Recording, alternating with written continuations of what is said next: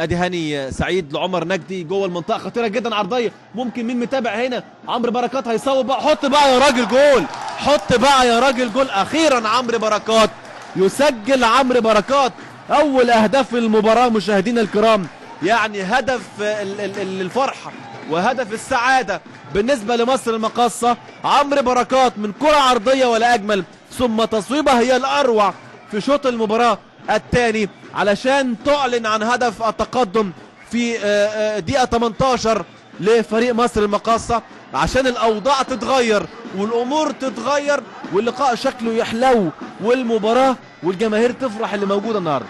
شوف خطفها عمرو بركات، هي واحده والثانيه، هي واحده والثانيه على طول في الجون، تبقى هدف اول لفريق مصر المقاصه.